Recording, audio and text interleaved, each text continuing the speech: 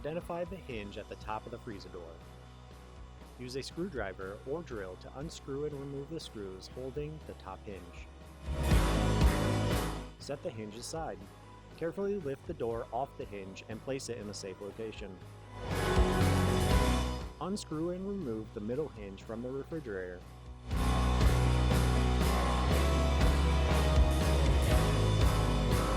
Lift the refrigerator door off the hinge and set it aside.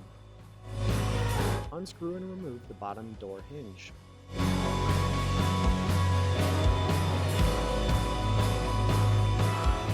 Install the new hinge at the bottom of the refrigerator. Hand thread the screws first, then tighten them with a drill or screwdriver. Install the spacer washer on the post. Position the refrigerator door on the bottom hinge post. Then install the middle hinge on top of the refrigerator door and secure it with screws.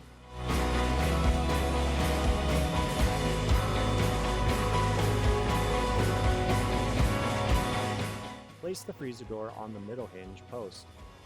Insert the top hinge post into the top of the freezer door and secure the hinge to the top of the freezer door frame by hand threading the screws, then tightening them with a drill or screwdriver.